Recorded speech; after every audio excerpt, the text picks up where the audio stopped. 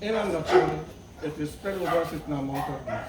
And I think all of you knew or know that there were some circumstances when she departed on the 6th of December. But today is the 16th of January, and we are still giving closure to the party. As a matter of fact, yesterday was the 40 days, as they say. So you can imagine what we had to endure in both our grieving and mourning of our dearly departed mother. So you will hear from myself and Michael in a reflective way. Some of you will be, I will ask formally to say a few things because you would have interacted with her during her times in Trinidad. And one or two people would have visited her in her home in Houston, Texas. In a nutshell, today will be a very short program. I did not print an agenda. What you have immediately here will be the memorial writings and the two main songs for this evening's program are printed in the middle. So we'll all sing the same words. Because I've been singing it all for a few years now. And I find all of you just be singing something else. And calling the song by the same name. So we thought it best that no so honey rock and thing like that. We have the former words here for as I said, or the memorial for Romain. Just to introduce at the front here, I don't want to say head table, that's a head right of anything. This is Ronald Tigley, our dear friend from many years, and he'll be helping Michael and I through this evening's program. We'll also have a number of scripture readings, which will be shared between Sandra and Sharon. Sharon is my son-in-law. Sharon has to work today, and today being a working day, we could understand, those of you who are still members of the working class will understand what it is now to have an event like this after. But we did do the major part of the ceremony on Saturday, as I said just now, in Rio Tara. Thanks to Leo, I saw Leo and Len and Marie there, who would have represented this group, let us say. And we said tonight, we will want to have you share some of our memories. So we'll be going down memory lane with myself and Michael, and then others will join in as we go along, interspersed with the hymns and the scripture saying, because the spiritual side is the major side of this afternoon, this evening's gathering. All right, just for me to take a pause, I'll ask Michael first to do some of his reflections, and then we will get on to Ronald and the program will flow as we go on. Mike? Thank you, sir. And I've been accused of not speaking enough. You can hear me sometimes voice. Yeah. That's all right. Let's remember again where we are. I want you to look at your program, sitting there. It's Catherine, Madge, what did you say there? Pan, Lochan. So I'll read it, but I want you to say a name. As you say, grief needs to be witnessed. Grief is not something to be solved. It's not going to be. This is 40 days. And we will continue into the longest journey. But I want you to say your name and bring yourself into this one. Yes, Catherine, Madge, Cat. Let's just pause and breathe.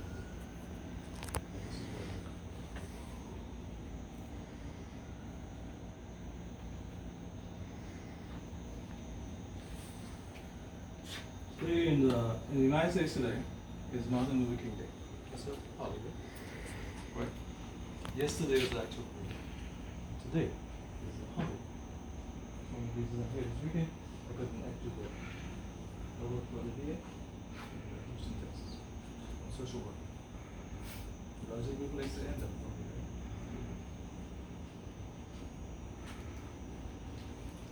right? MLK said, you belong, and I'm going to use some big word here. You belong to a sense of inter-vulnerability. And we have to create a sense of mutuality.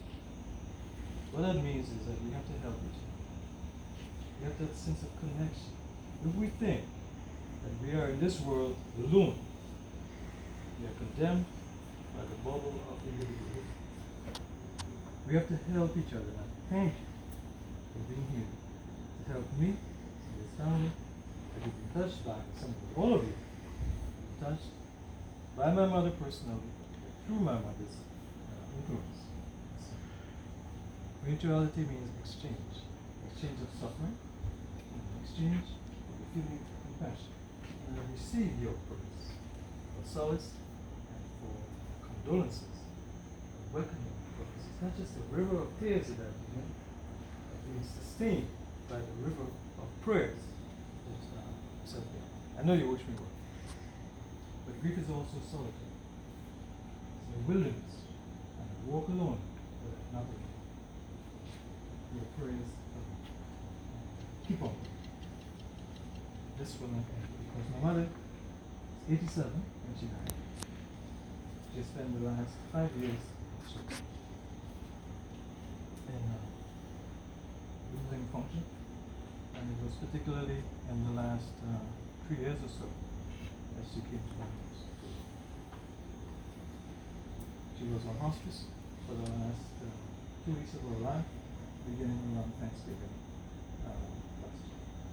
She began declining to me in September when she went to the hospital for an infection. She was diabetic, so I was worried that she was going to get infected, and we had like amputation. Didn't happen, but just that hospitalization triggered almost like a psychosis. Fear. Suffering.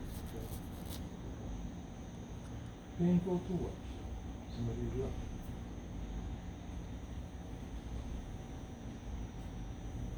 It's not Hollywood.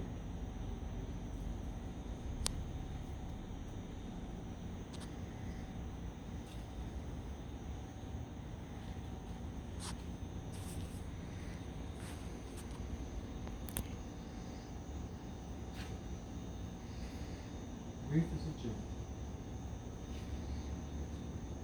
And all of us know, because we have the wearing of the hair on our head, we think we try to think. Grief, first lesson, you will lose everything you love. Now let Ronald elaborate. You will lose everything you love. First lesson. This is on my first journey that I'm grateful. I lost my wife. She was killed at the age of 48 in the year 2006. But this one, very different. Okay. What I want to say in the context of where we are, and Maureen, our cousin, last week Saturday at the funeral said she wanted to tell me that my mother was in a place of beauty. And God had her in His presence. I'm going to stick with that. As many of you know, some of you were victims of her generosity, and she came and freely decorated your house. Just your house, you were a friend of somebody that she knew, she was visiting, and she will bring all of the flowers and decorate your window, your house, your table. She found her gift being somebody who was comfortable. Right? She could have been small business entrepreneur if she wanted. But she would make beauty out of nothing. Nothing. I'm sure you have other bills or you have to who were trained. Only exposure was probably listening to the community center somewhere back in the day. If you look back there where the shower in the sky, you see that flower, that nice looking one. It has some grapes on it. Who would put plastic grapes on a plant? That's fun. But that is actually a Christmas light. We're down here to decorate. You know? I'm sure Sandra didn't know. Right? She was that kind of person. She would come down here and wedding, Christmas holiday, birthday, back to that. She would bring something with her that she made, handmade. Somebody who had an eye for design, an eye for color, an eye for finding. Hers was a world of laces, doilies, comforters, The kind of place you go where you can't lie down on that because I used to visit it. My mother was tough. It's tough, you know. She would sit down and draw something out of nothing. What I'm trying to say. My mother's craft was a product of love. God gave her. She had a tune with that craft. She wrote it. And there was a space. And she recreated love. People would say, ah, she had too much things to do. What she think. You know, I wonder. No. Understand that somebody who was born before World War II in a situation of scarcity and found abundance in the United States at the age of 14. It was like a kid in a candy store. And linens and clothing, as I said, and design. I learned the art of drawing from a copy of practice in the Philippines. And I did do look at it like that. It's wrapped around that live plant, but it has grips on it. My mother was she would plant a plastic flower in the ground in the winter in Houston. Beauty. I-O-O. Detail. Traffic the Caribbean streets into the belly of the beast. Sense of color. This is what we celebrate in miles and what the art also represented was connection. With the art, handmade, appreciate. You didn't buy it, made it, bring it in. Made, cooked it, branded it, forged your identity called Madge in these products, and she was well known. Am I wrong? Tell me, all the recipients. If you look at this house, everywhere is stamped with something from the other child. She brings something to the child. She would, even when she was much older, she would look up, catalogs. This is the days, of course, she doesn't grow up on social media. She knows it's she would basically look in catalogs, wait until Christmas. She looked in the catalog since August and tell me, like of September, November, what it is to buy for each year. They don't need it. She doesn't understand that but she has to buy, put it in the box, label it herself, address it. Because I address it. She has to have the pushing stamp on it. Connection. Family. Lord. Possibility. This is what created love, right? When you're cooking something, you know what coming out there. You're hoping for the best. The taste and the acceptance back of it that you're a good cook. Same thing. My mother loved her craft. And she expressed God's goodness, love, work, caring for family and the people who were their unfortunate friends. Because many of them, outside of my biological circle, also called her mom. Am I wrong? You refer to her as mom. She was a mom of the tribe. And this is the kind of Caribbean mother. There's a generational shift happening there. That age is disappearing. They came and they delivered independence and liberation to us, and what are we doing with it? Whimsy. But we could recommend their story, and while we talk, I want you to look at that chart there, because my mother represents your power and the boldness of her effort to break the mold and lead the village, go across the ocean, and now reproduce herself and become accomplished. She owned the house. She still owns the house today. Yeah, many Americans come by the house.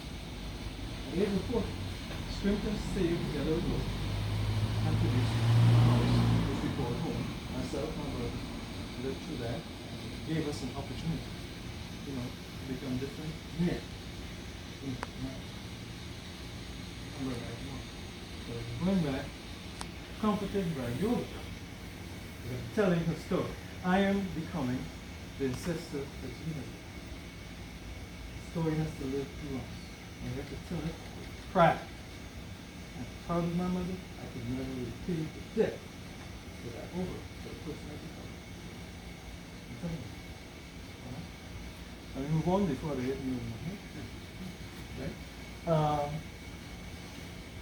What I would also like to say is that on her deathbed, she taught me some lessons. We cannot speak for today. It was difficulty solved. But it indicates sometimes yes and no. And then the nun came by to pray to the follower of the written believer in praise. Handwritten praise in a copy. I'm amazed. But she prayed for protection. She was in a circumstance where there's not this extended village that we have here that we call Canada. We're in America. We have to face it. The nun prayed the verses of the rosary, and my mother moved her door like she was speaking outside. But she knew what the prayer was. What's that? Before you die, help you to teach. What prayer you like? You can bring for you, and trust the kids out there. And tell them what's your favorite food because it makes so much sense. Actually, what's the last one? Those last week was also last week, same thing. You guys accepted it. When I saw that, I said, this is this. Okay. Forgive me for going on and on. I will talk some more. But I also want to express my gratitude to people that wrote it. Who helped aid, who helped me, the 12 hours a week, was from Zimbabwe. Her name was Marie. And in an amazing coincidence of circumstances, her husband was from Rio. Eckersburg, where my mother was born. It was amazing. When I found out, the lady came up to me in the morning and said, you know what is Kakada? I said, yeah. And she from Zimbabwe. You know? Amazing. God sent the right people. Gently. My heart suffered. In the last 2 weeks after that, my whole, when I had to attend on her, the Coleman years. The same woman who fed me, probably the same. It's a reversal of circumstances which made me think differently about the life. So from her deathbed, although she could not speak, she taught me the qualities of kindness and softness. Essentially. No. Sometimes it calls for harm. To accomplish tasks that we're looking at. Besides Noreen, I want to recognize Asia, by the way, who took care of my mother on side when she was in Lochan for a while. She was around 30, 31. And Asia was family on spot, you know, the eyes is on site. But my mother was declining. Took me back to the criminal accident. And I want to mention Tracy. Tracy is my friend. And she lives in the same house with my mom. And my mother did not treat her very well. But I want you to know that despite that, we're coming from a position of what is required to the task as necessary. This is what the craft is. I returned to my mother's eyes. Give her more. One of them referred to in the last week's century in the church. Grief calls you to go deeper than you would normally want. Grief calls you to a deeper form of love because that person is no longer there. You have to get unstuck from the sadness to the event, which is cases. You know something? Again, I want to warmly for you. Thank you for helping me at this stage and at that time.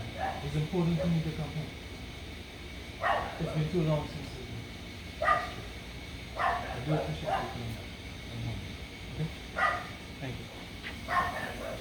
And now to embark on our first spiritual part of this evening's program, followed by our first hymn that the annual leaders will be right 1, 2, 3. You know, 1, 2, 3. I go back a long way with with the brothers. I remember meeting Jamaica in the 70s outside my house at the President Brothers house. And then I remember in 79, I have a picture on my phone if you want to see it, doing the engagement ceremony for Sandra and Madge. So I go back a long way with the cans. But the point today is, if I remember you not, Jerusalem, let my right hand wither. If you remember her not, let your tongue cleave to the roof of your mouth. Just memory is it. Have to have memory. I know these times I'm forgetting plenty things. Call my partner Glenn Jamat, who is a priest for a long time, and he's only 76. And we chatting a little bit last week, and he said, Christmas born yet? But then in the other tone, he started to tell me about his father. His father was riding a motorbike, he lost his leg, and that shortened his life because he couldn't move, they didn't have access to a wheelchair, whole kind of thing. So, I was in the yard over the weekend and I saw a kiskadee making a nest. Going in the bush and picking up a little bramble and shaking it out, and I think memory is like that. You select little tidbits of memory from your whole life and pull it together and make a nest. You lie down on that, and that makes our life. Memory makes our life. So if you forget her, if you remember her not, let your right hand wither. Let your right hand forget how to play pan. Let your right hand forget how to bat. Let your right hand forget how to stir that pot. Let your tongue cleave them, because you just have to remember. We are shaped like a bird's nest. We are shaped by memory. And it would be great if you could select, like a bird, some particular pieces of memory to line your nest. So that when you get up in the morning, you could almost call on a particular memory, because a whole start other kind of worrisome memories like to jump in your head. And it would be nice if you could just line our minds in the morning with that and live in memory, a memory to just make a good day. We are just memory. So, if you remember her, let your right hand. So when my mother was dying, I went and they called me and I reached there a little late. I think a spirit was started to leave already, and I kneeled down there and I started to sing the Pater Noster in Latin. I don't know it so good, but I sang the whole Our Father in Latin. And today, anytime I just sing a Pater Noster, she come back to me and I grieve. So that is like a memory, a beautiful memory that I will carry forevermore, because I don't want my right hand to wither. I don't want my tongue to cleave to the roof of my mouth. I just want to forget her not, to forget not Jerusalem, and to forget not Madge.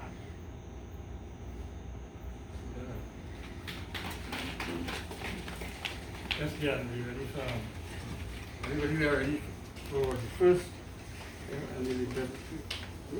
Make me a channel of your piece. We wouldn't have accompaniment. We will just have to watch there and say, hey.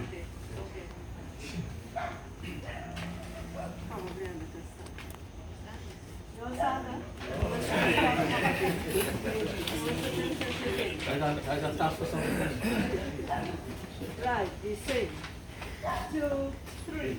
Make me a channel of your peace. Every secret let me bring your light. Where is injury, your pardon, Lord.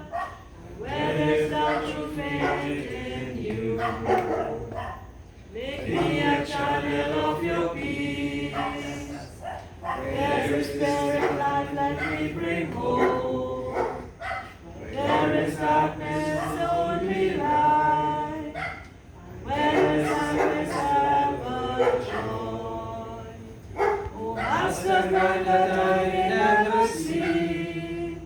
So much to be consoled as to console, to be understood as to understand, to be loved as to love with all my soul. Make me a child of your peace. Forgive and pardon him that we are pardoned. This and given to all that we receive. And dying that we are born to eternal life. O Master, grant that I may never see. So much to be consoled as to console. To be understood as to understand. To be loved as to love with all my soul. Make me a channel of your peace. When there's despair, let me bring hope. When there is darkness, only light. And where there's sadness, ever joy. Thank you all very much for that rendition. I didn't say truly what the rendition sounded like. But the next hymn, which is Amazing Grace, I know everybody will be more familiar with that. I will use that excuse for that, say, because when they didn't know this song, that's why all this song so. Right. I'm keeping it in the same mode as Diane was in front. I'll now ask Leo to say a few words in reflection of his encounters with Mom, because she could reflect further than some of you coming from the Penal Central. Leo?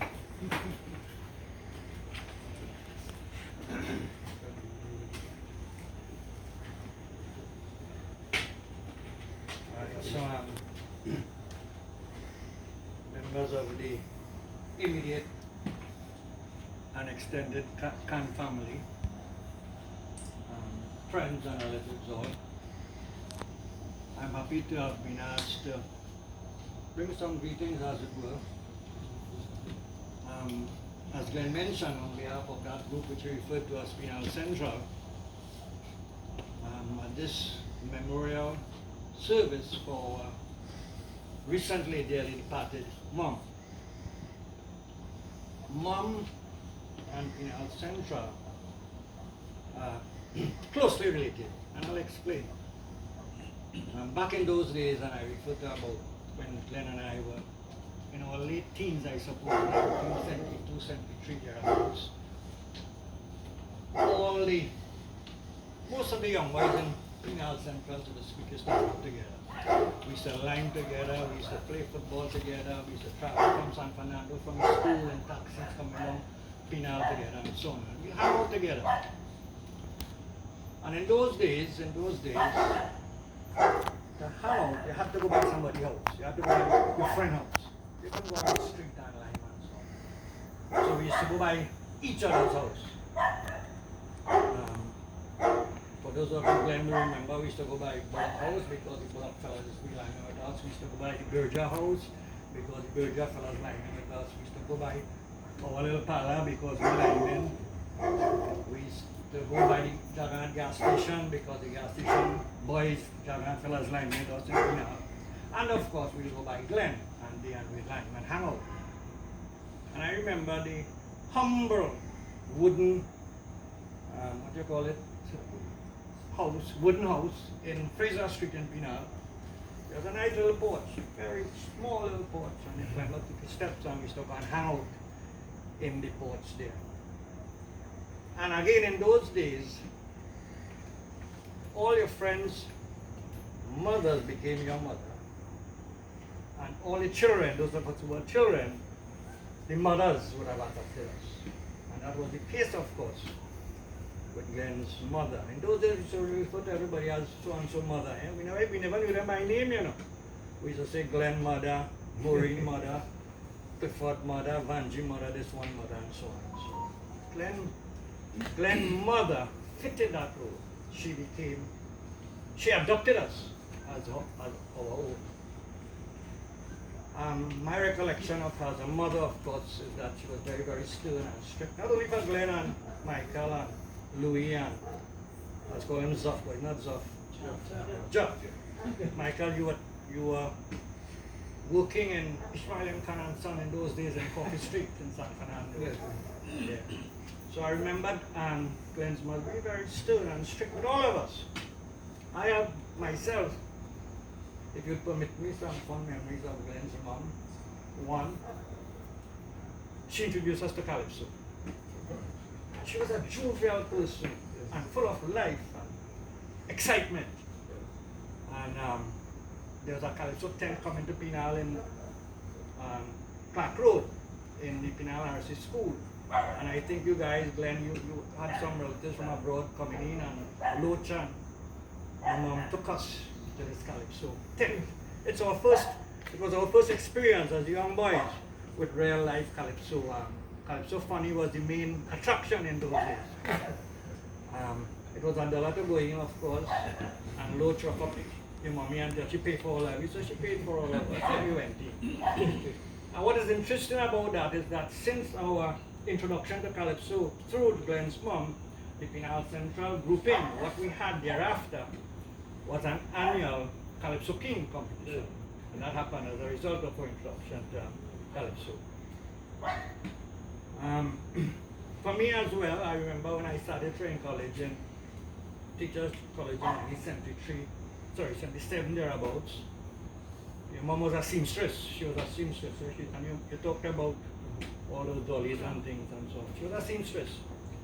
And in my time, when you go to Teachers College, you had to dress up with your shirt and your pants and so on. And I tell her, girl, I tell her mom, I don't like the shirt and pants thing, you know. And you know what she did? She had sold 5 Dakishi style shirts for me to go to training college. I remember that vividly. And when I went there in current Teachers College and so on, with my Dakishi shirt and so on, half the class started going and reproducing that kind of style, and instead of wearing shirt and pants, we were in Dakishi shirt and so on. Another recollection I have, if you permit me again, I'll finish just now, you. One Christmas, as young boys, we lying in the porch by Glen and them and so on. We know nothing about puncha creme. And she gave each one of us a shot of puncha creme. I was the best tasting puncha creme I've ever had. And that relationship all of us as young people had with Glenn's mom continued even thereafter when she left for Texas, which would have been right after Sandra and Glenn had gotten married, sometime right after she left to Texas. And most of the Pinalians, you talk about the Clarions, and she was a Texadanian. Most of the Pinalian, the young people in those days, if we go to Texas, for sure, we would visit Glenn's mom because of that relationship we had with her. Len and Maureen visited her in Texas. I know my own 2 sisters visited her in Texas. I've never been to Texas, so I didn't get to visit her. And I'm sure if I had gone to Texas, I would have visited her. But the point is, she was a very, very accommodating person. She was very, very accommodating. And what struck me about this accommodation about her is not only was she accommodating, but she did so with a blend of sincerity and love. A blend of sincerity and love. So Glenn and Sandra and the rest of the family, on behalf of that Central grouping, I want to extend to all of you our deepest condolences on our mom's passing. And we all pray that her soul will rest in peace. Thank you. Thank you. Just to extend a little bit on you. One thing about Mom and the Donut family, she knew everybody by name. It's like when she would call her, she would call her about how Leo and Leanne going, how Len and Maureen going. She remember Len's children, she called them by name too. How Bradley and Kimberly going. She only met these children once. And but every time she comes or she will call by phone, she will ask for so many different people because she had a connect in her brain as to who are those people who mattered to her from Trinidad, although she was a resident in Texas.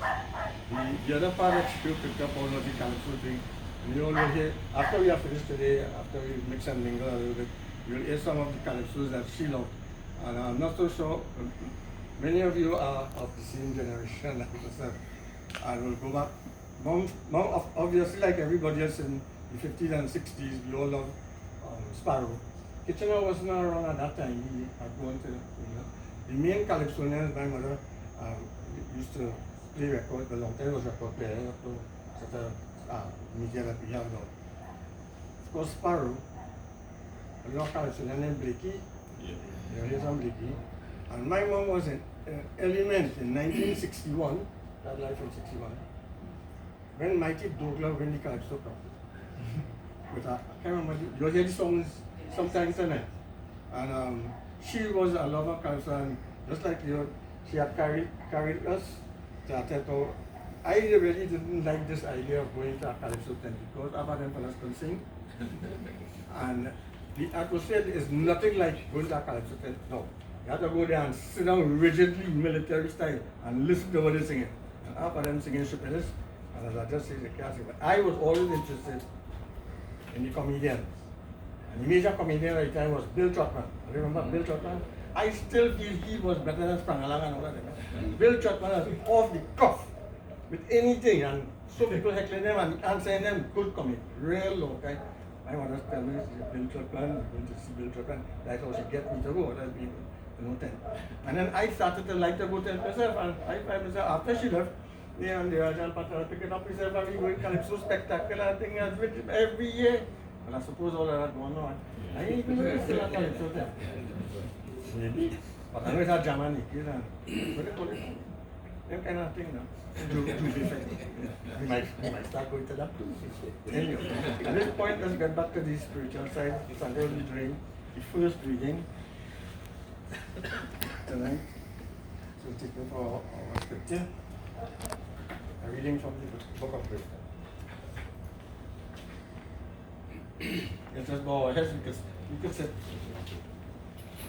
A reading from the book of wisdom. The souls of the just are in the hand of God, and no torment shall touch them. They seem, in view of all the foolish, to be dead, and their passing away was thought an affliction, and their going forth from us utter destruction. But they are in peace. For if before men indeed they be punished, yet is their hope full of immortality. Chastised a little, they shall be greatly blessed, because God tried them and found them worthy of himself. As gold in the furnace, he proved them, and as sacrificial offering, he took them to himself.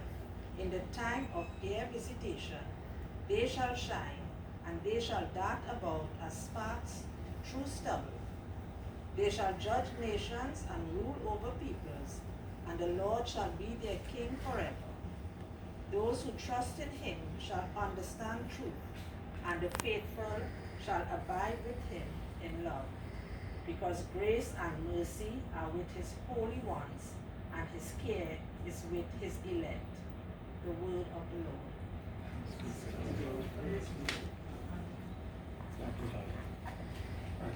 Going on in the reflective part of today's program, we will now ask Balco, her favorite neighbor, to say a few words on behalf of the neighborhood. Now, Mom will be coming back to Trinidad nearly every year to visit us, and all the time she will come and she will stay here. So she had to see Balco and Jasper. Now, Jasper is the one who was really supposed to talk tonight, but she couldn't make it, so all the beer with Balco. Good night, members of the immediate family, the rest of the family. As Glenn says, Jaso would have been more appropriately the person to be standing here. Because over the years, Jaso and Mom chatted, of course, they had their conversations, and they had a very close kind of relationship over the years. Although she was not here, she was there. And she and Jaso are the only two people who know why they have that relationship and what their purpose in life was. But it surely had a purpose. Let me say that having heard Michael and Leo, I know we're talking about the same person. It's exactly the same person. I feel as though I've just taken the baton from Leo and has taken it from 40 years ago onto today. Because our first meeting was just over 40 years ago when I moved in here. She would come to visit when she had already moved. So our relationship is a long distance relationship. So she had, I had moved in here and then we would see her. And then Louis tagged on to us. He was, the boys and girls in the street got close together. We had a really good community from that time because we were all new and we were all building. So one of our roles was really to make sure that we really did build it down here, whilst she physically was not here. So it's 40 years now. I suppose today's about 40 days, so one day for every year I can probably do 40 reflections in circle. But the common theme throughout is that we didn't know exactly what her name was. Mom. She was mom. She carried herself at the board, everything was spoke of mom. The little firmness that she had was mom. And sometimes you'll see a little smile peeping through in between in some of the conversations, but she never held it for too long. But she was a serious person, she was a person of business. But at the same time, she was like, she would listen. She had so many diplomatic features about her. She reminded me so much of my mother that we hit it all almost immediately because they shared so much in common. Right? So it was another mother that I had just over the road rather than they were both people who were dedicated to their family. They were both people who saw life very different from ladies in those days. Because if you remember from at that time, ladies had a place and they were sort of constrained in many ways of saying things and doing things and so on. Not my mother and not mom. Yes, they would do it. It would go against the grain in whatever kind of way, but they were free spirits. Their guide was not the bosses about them. Their guide was that man up there. That was the guiding light in their life in terms of why they did what they did, when they did what they do, and they had to be diplomatic to make peace with everybody around them when they did something that people, that was not an accepted norm in those days. So they were people who were a little bit ahead of their time. They saw the world differently. She explored. She went on, picked up herself from here, went to Texas and created a whole new thing, but maintained the roots that was here. She never really left here. So she was that kind of free type of spirit. 87 years, that's exactly how long my mom died. Just 11 years before in terms of time. And so I would have gone through these reflections in terms of my mom. So it just is now 11 years later that I'm going through the same type of reflections in terms of her mom. If we are to live 10, it means that our existence here is machined for that period of time. When she was 10, she hadn't yet started. She outlived herself. She went on to 87. And it was only in the latter periods of time when, that she was in a place where she didn't have that kind of control that she would have wanted. They are the kind of people who do for themselves, who do not depend on anybody else, and try to encourage everybody around them to be the same way. Be free.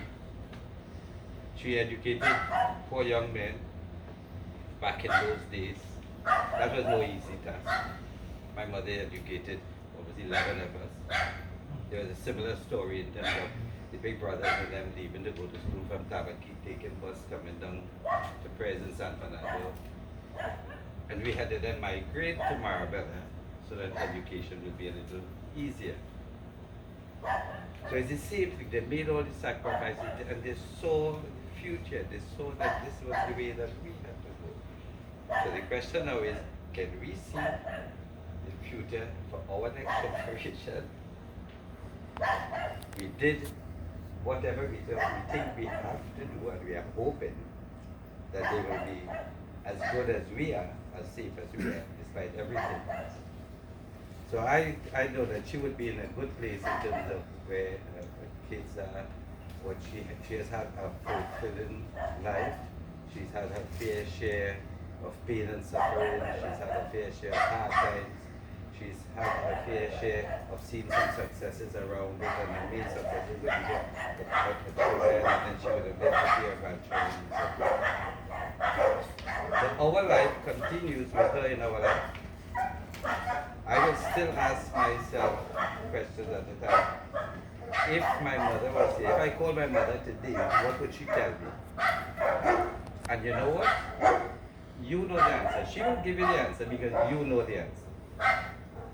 And she's impacted on us that way, so we can continue without her here being physically, but she has imposed so much on us that our right hand will not be there.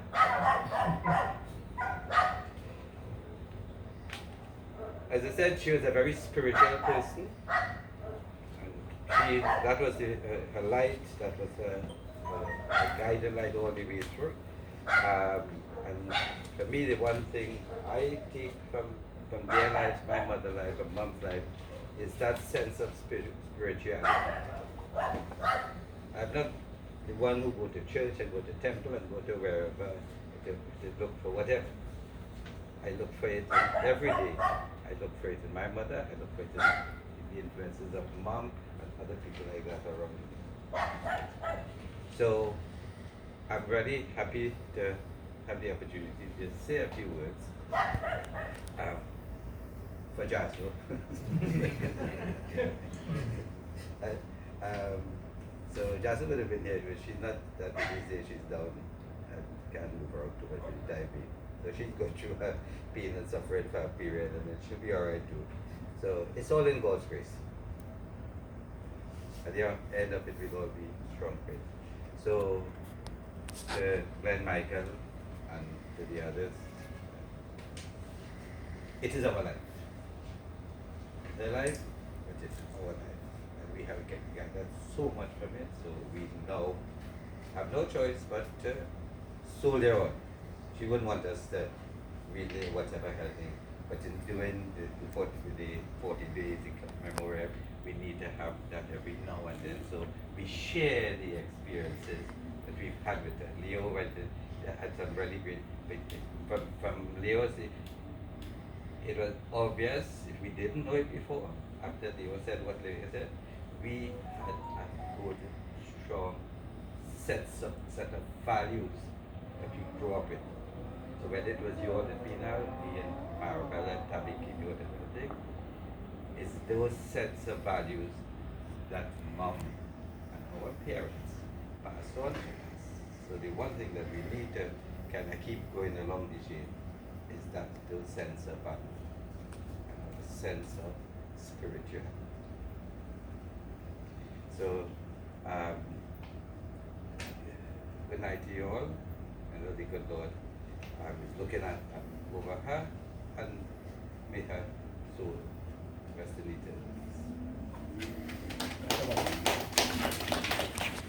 eternity.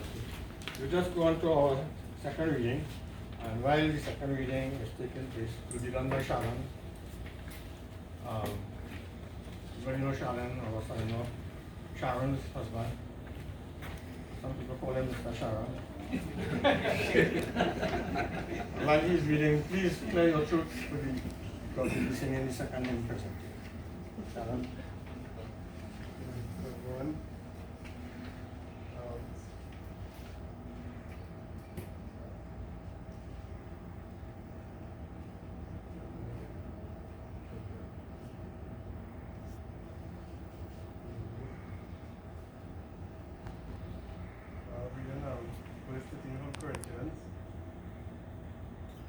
I speak in the tongue of men or angels, but do not have love, I am only a resounding gong or a clanging cymbal.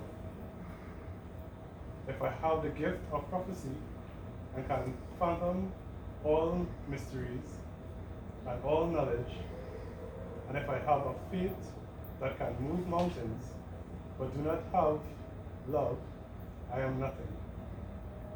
If I give all I possess to the poor and give over my body to hardship, that I may boast, but do not have love, I gain nothing. Love is patient, love is kind, it does not envy, it does not boast, it is not proud, it does not dishonor others, it is not self-seeking, it is not easily angered, it keeps no record of wrongs. Love does not delight in evil, but rejoices with the truth. It always protects, always trusts, always hopes, always perseveres. Thank you, sir. Before we proceed with the final hymn, mainly the last part of our formal program this evening, the floor is open. If anybody will want to come up, do their own reflections, a minute or two, you can come up, please. Anybody? I might want to call one or two people, but I don't know how to come up with. You have more about what, is it? Anybody?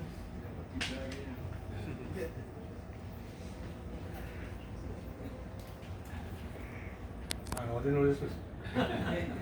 But I was fortunate to be the eldest daughter-in-law of the Khan family. And you know what it is to marry mom's eldest son, mom's first born.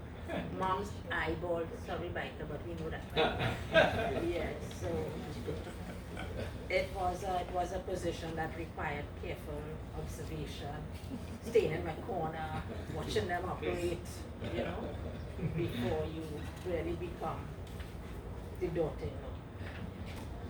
It took me some time to understand Mom. As a matter of fact, Leo, when Glenn had to introduce me to Mom, he took Christine. He couldn't go with me alone, you know. He took Christine, I sit down there quietly, and Christine sit down there, and he did, and Christine doing all the talking. I just sitting down there. That was the first time I met him. I don't think I said anything to her, but she and Christine talked. You know? Yeah. But over time, it took time, eh? It took time for me to get to know her because I have my own peculiarities as well. It took time for me to know her. But when we got to know each other, nobody here knows this, but I will tell you all now. One day I was asked to drive Mom somewhere in San Fernando and come back. And so that had to be long in our marriage because you all know I started to drive late. And we sat down in the car right out there. And Mom talked to me for about an hour and a half to 2 hours. Tears in her eyes and tears in my eyes. And that conversation was just between us. It never went nowhere else. It was just she telling me all that went through her life, all that went through her mind, all that is going through with her right now. That time she was not sick or anything. She was the mom that was coming with the 70 pounds suitcase, bringing all the clothes for my children and bringing everything for my house and all the ham and the turkey and you name it, she brought it. You know, hot set and everything. Yeah, so that like broke the ice, you know, that I truly became the daughter-in-law after that discussion. You know, I knew now that next time I saw Mom, I could sit down on the couch and we could talk, because like we find the weeks. Mind you, I didn't say much to her because it's still me, you know. But you know, it made me feel that this is somebody I could talk to and I could listen, you know. And yes, the lessons were learned from her experiences, you know, you do learn some lessons. So throughout the years, she has been a mom. She has been a mom to me. And like I tell my children, They may have succeeded in all their exams and become engineer and become doctor and whatever. But that mom prayed for them for every single test, every single interview, every single thing that those two children had to go through. Mom lighting her candle, saying her prayers. Sometimes she even send a little card. Yeah, novena. We were talking about this about Mary, but then she sent those things because me not being Catholic, wouldn't know the importance of all these things. But even though I know she did her prayers in a certain way, I just felt that it was prayers that got to my children. She prayed for my children for every single thing. She prayed for this house. She prayed for everything she thought was important to us. So she was really a mom. She was really a great mother-in-law. Like we say, now that we reflecting, you realize that she did it out of love, her own way, and the way she think is best. We with our little young self coming up and thinking we know everything and we ready to criticize and me want this and me want that. Now we realize when you know the intent behind what she did, it makes it a different acceptance, and that is what mom did. But I think we had a good long time with her. It's 43 years we married now, so I think we had some of her best years, some of her vibrant years, and like the move to Texas, was another growth spell for her then, and we benefited from those changes and those things she wanted to give and those things she wanted to show us. Like I was telling Miss Francine, when we visited mom in Texas, if Glenn only sneezed and he said he wanted to go to Galveston, we in Galveston the next day.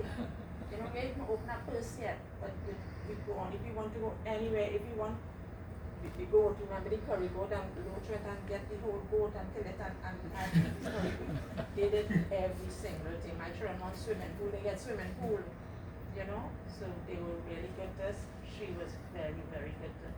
It's too much to mention, but I must say, like, it did take some time, and that time was a learning time for me, which I benefited from. So I'm glad to have mom as my mother, as you all as your mom. So it's sympathy for all of us feel a loss. Thank you. Anybody else? Michael?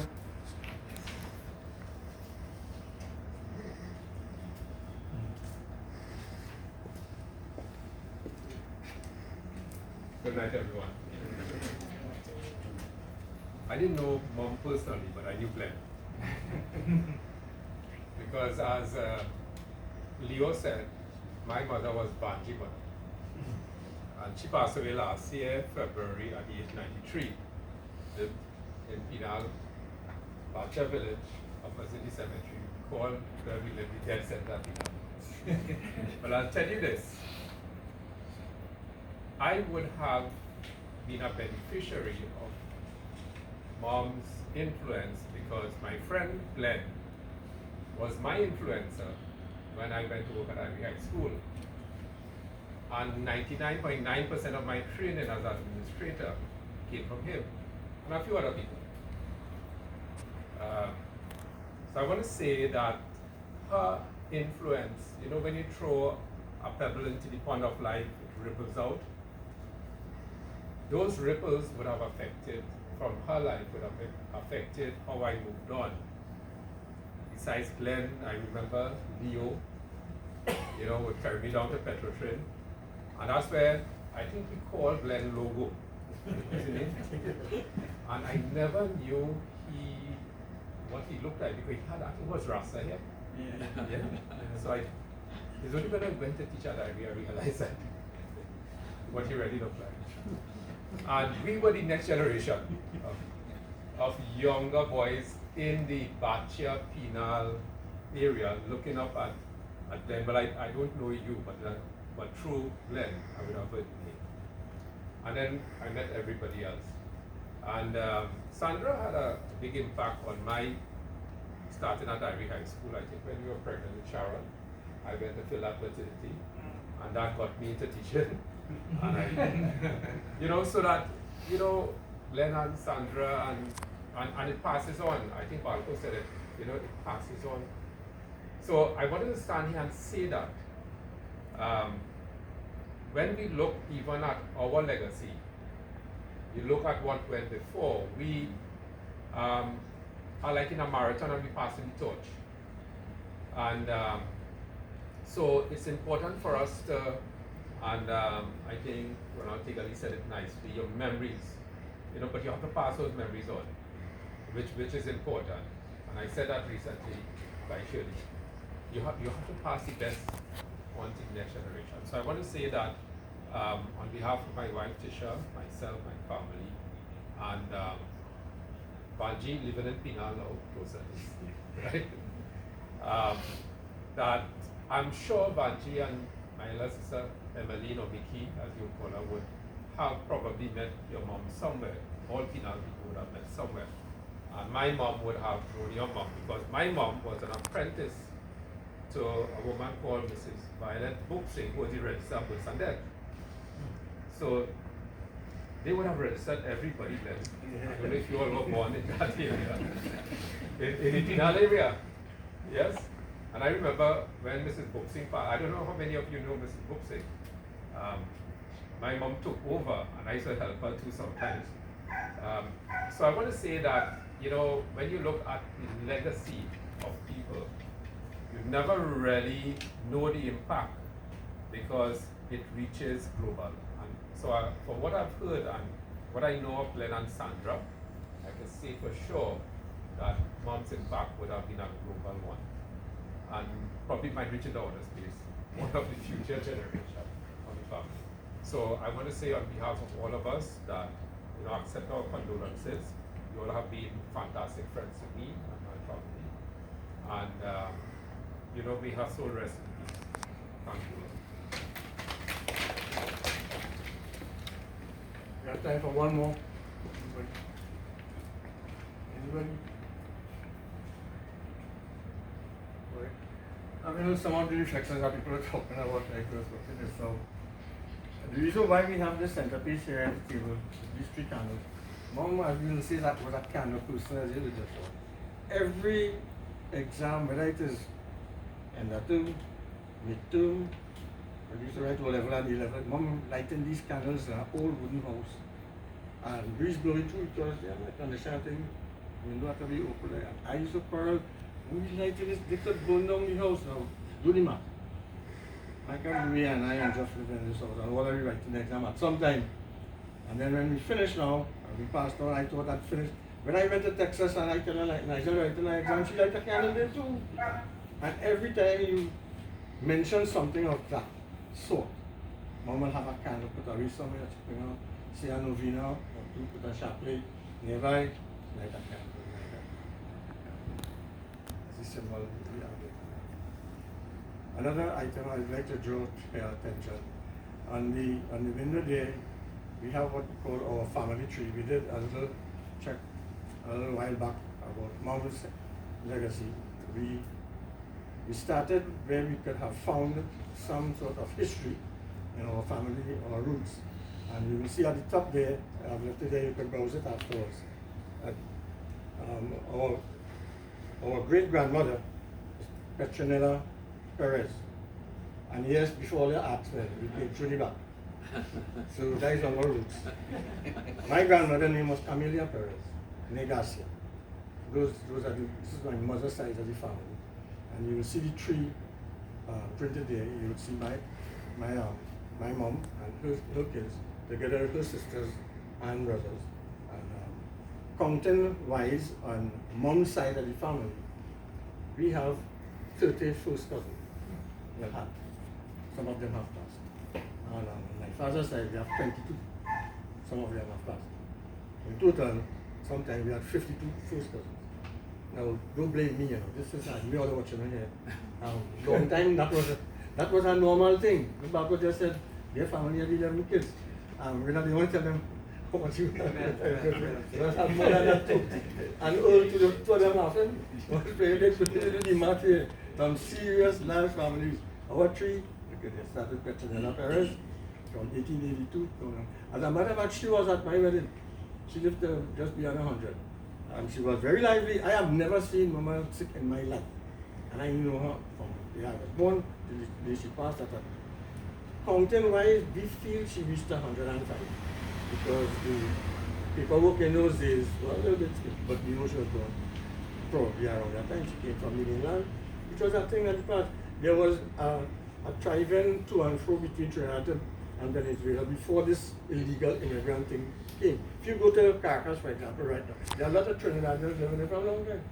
So we were part of that history, as I see there. Her husband, Joseph Romain, he was on the different side of the family. But yes, I have some so you could know that afterwards. So at this point in time, last call, I see Shirley, I remember Shirley, my mom remembers Shirley as the poor lady. Because whenever she wanted some food, she called me and said, hey, I'm a lady, baby, on a book. Take some good food, bring from it. Chocolate, said coconut water. You know, long time in the 70s and the 80s when you're traveling abroad, the Trini things, the Trinidadian food items, they couldn't get them in America. But even the rum and so on, I mean, imagine a man calling me from Texas and say, boy, we're going to bring some babash. I say, hey, babash is an illegal thing.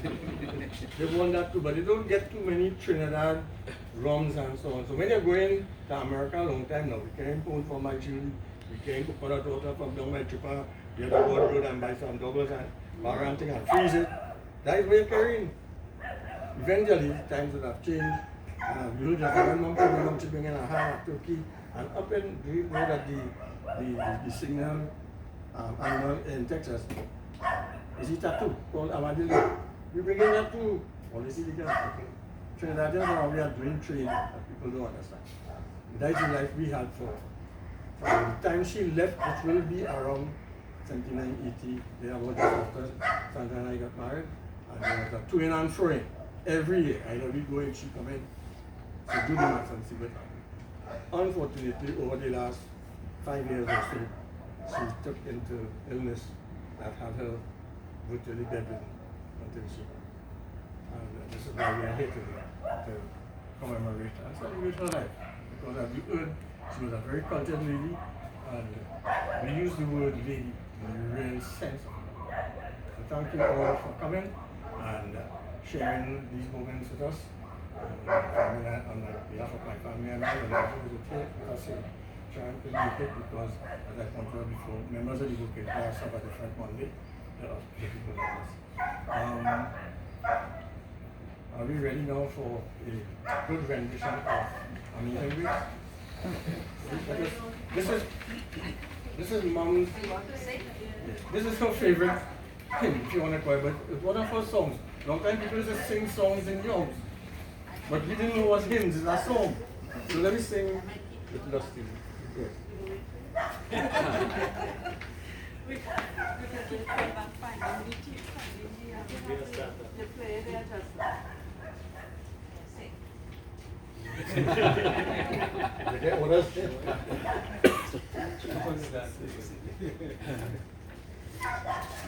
all heard that play just now, right? Yeah.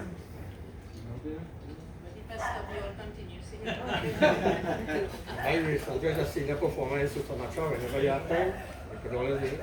And Let me tell you all this. I don't often do whatever that asks me to do. He asked me to play this fan, and the only reason I agree is because this is Mom's favorites, one of his favorite songs, and because I know he is in mourning, I know that it's hurt.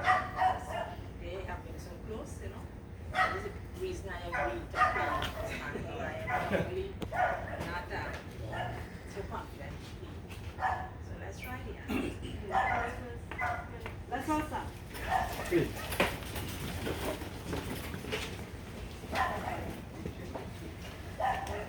Depending on what's down, They want to just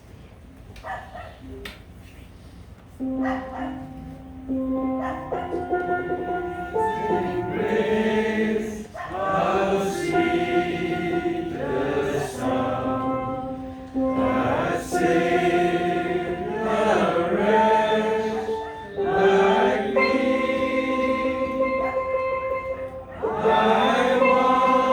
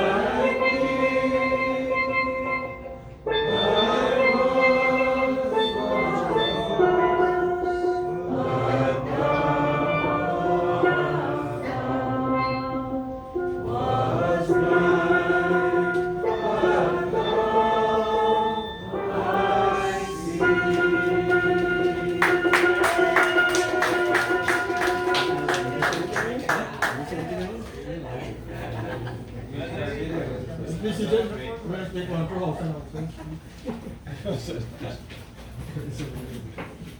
we have come to the end of this evening's formal program. I would like to recognize the only related comer, Mr. Vegas Supir. Sneaking easy and easy. Just to give you a formal procedure part now. We do have some live each on the side here by Chef Vishal and his mom Irene. And they will be doing some quesadillas and tacos. So you can go and order. And those were Mom's favorite. And those are from Mom's and Yoshi. Mom will cook everything mentioned in Texas, including that kind of food. We have both chicken and fish. You could choose and say, to Vishal what you want. We also have some of her favorite side foods like corn and corn and pepper roti. I can't remember what else.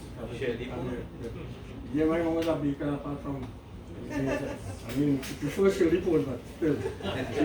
Sweet bread was also on high on the list. And Michael and I always talking about, long time don't have all these set of appliances and so on that you have in the kitchen. You know.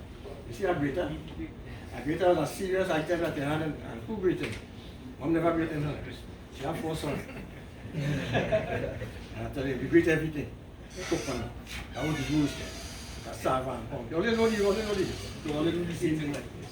And that was it. She was a baker. She liked to do them kind of things. It's like you would just open a gas oven, a kerosene oven. And then on the outside had firewood. That was part of that was the appliances long time. She had 4 sons. She religiously at each one doing. At Michael every morning they get somebody to make the bed, somebody to wash the bed, somebody to keep it out. Then you do it properly. Right, good. And then afterwards, we used to fight among ourselves to know the over wash this. You know what the one of them put after it get black underneath, they don't firewood. And afterwards, you know what up now. Mom was spick and span this. And we know just now. Alright. So basically that is it. We do have some light beverages on one side over there where you see some bottles of water on the table. And we have some not so light ones right on my table here. But they are playing afterwards. So good night everybody and thank you all for sharing these moments with us. Okay. Michael will be handing out a little envelope to thank you all for having me come moments.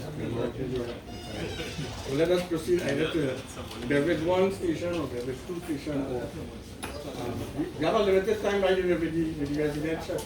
So please go and continue your order so you can start with the together. So everything will be done.